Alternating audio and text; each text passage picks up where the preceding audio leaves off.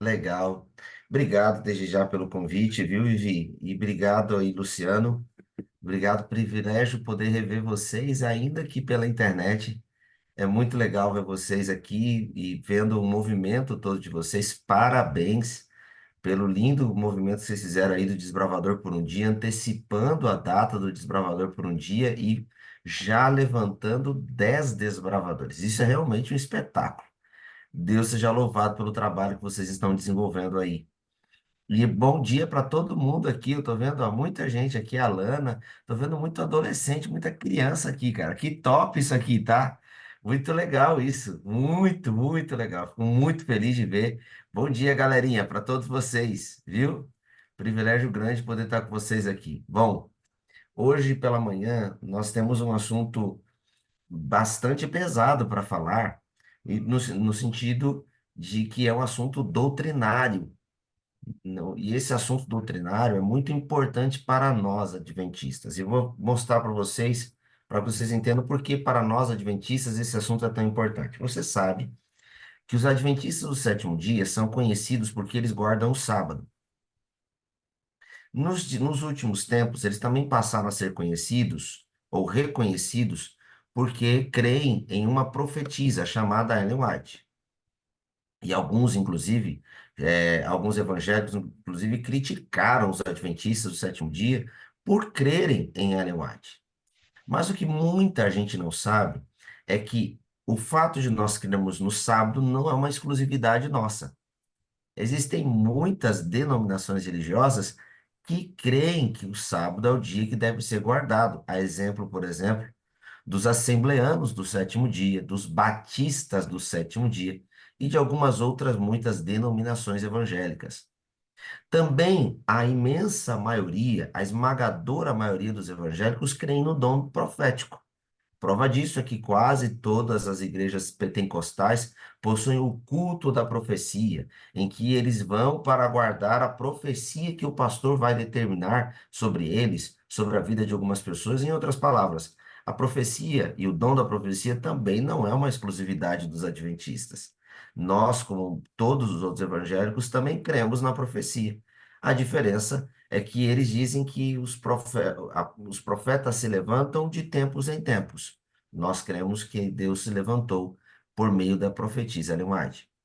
Bom, mas existe uma doutrina que apenas um grupo muito pequeno de evangélicos creem, muito pequeno mesmo.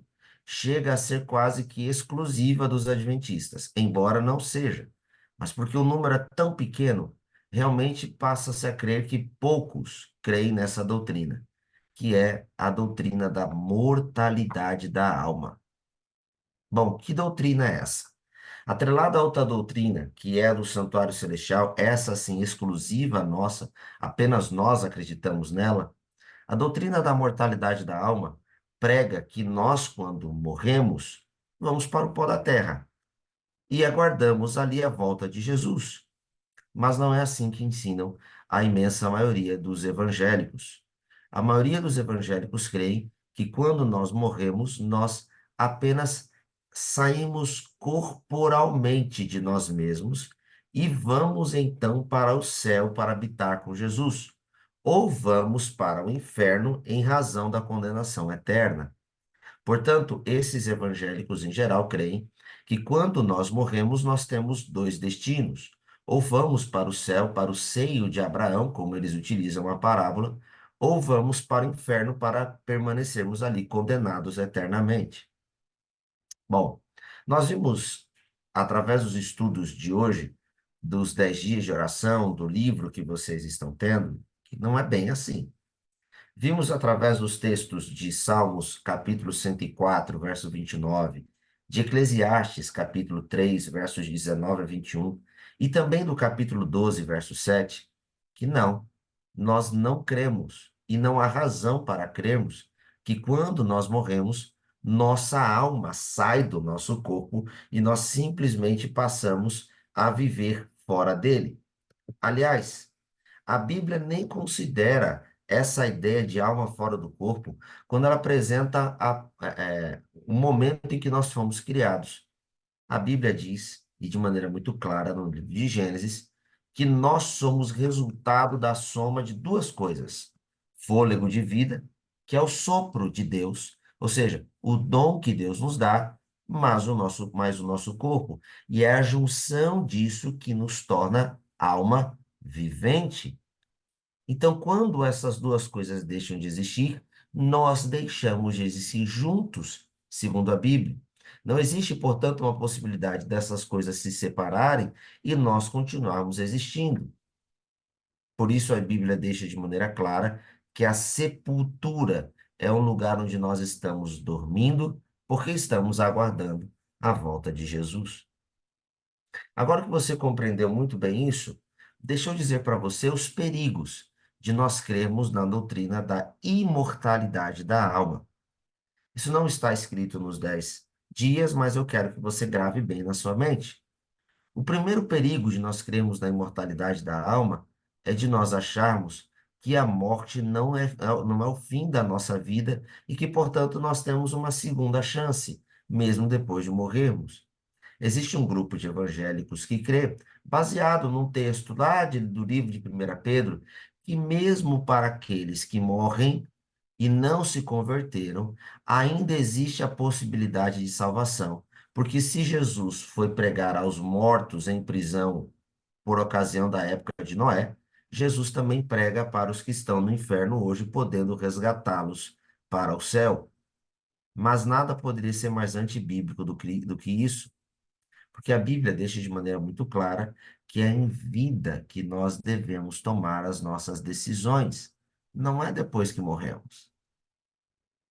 A segunda coisa que esse tipo de doutrina pode nos levar, o segundo erro, é de acharmos que nós realmente vivemos depois que morremos. E com isso, acabamos por achar que podemos interferir na vida das outras pessoas.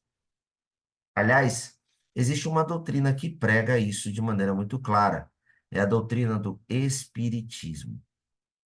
Não raras exceções, por exemplo, acabamos por ver muitos evangélicos que acabam migrando do evangélico para o espiritismo, porque ele já acreditava em muita coisa que o espiritismo prega. Então, quando ele se defronta com o espiritismo, ele percebe que existe tantas coisas em comum que acabam se tornando muitas vezes espíritas. E a Bíblia deixa de maneira bem clara que nós não podemos consultar os mortos, porque ela diz que os mortos, na verdade, uma vez consultados, são apenas a revelação do próprio Satanás tentando nos enganar. O terceiro engano que esse tipo de doutrina nos leva a crer é de que, não, Jesus não voltará para nos buscar. Jesus voltará para buscar apenas o nosso corpo, porque nós já estamos lá no céu. Mas não faz o menor sentido. Certa vez uma pessoa chegou para um pastor e perguntou assim: Pastor, então quer dizer que nós, quando morremos, já estamos no céu? E o pastor disse: Sim, estamos no céu com Jesus. Então, para que Jesus vai voltar para a terra para nos buscar se nós já estamos lá? E pastor, deixa eu lhe fazer um pedido. Quando Jesus voltar, é possível pedir para Jesus para ele não me buscar, porque eu não quero voltar para a terra para depois ter que voltar para o céu de novo. Já que eu já estou no céu, eu quero ficar aqui. Não faz o menor sentido a gente pensar que nós já estamos no céu e vamos voltar para a terra para voltar para o céu. Pois bem, por essa razão é que a Bíblia deixa de maneira clara que nós precisamos cuidar da nossa vida enquanto estamos aqui.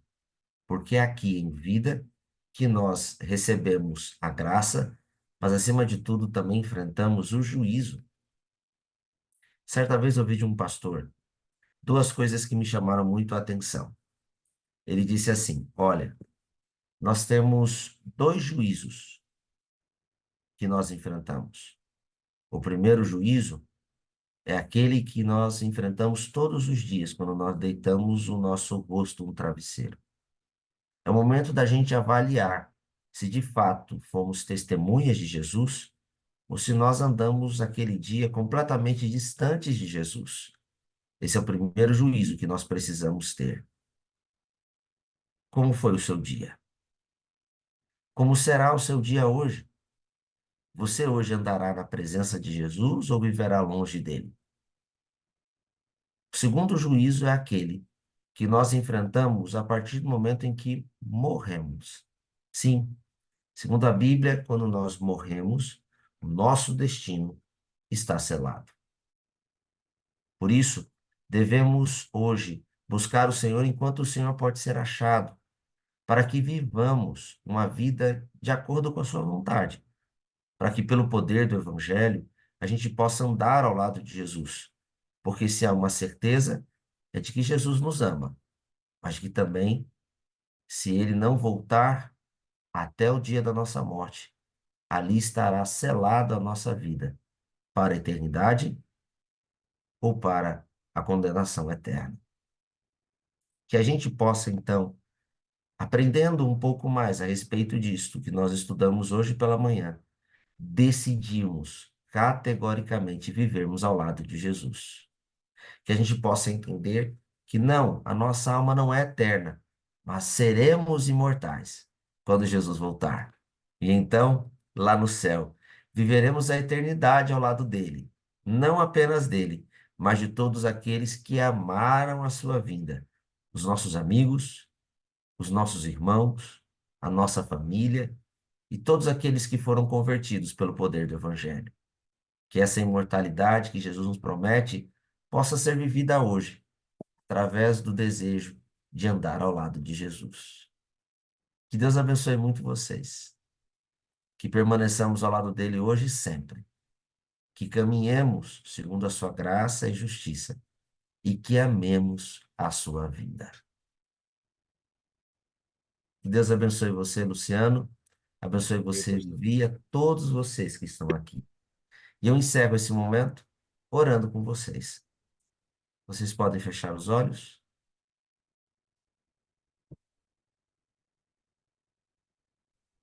Louvamos o teu nome, querido Deus, pelo privilégio que nós temos de nessa manhã estarmos na tua presença.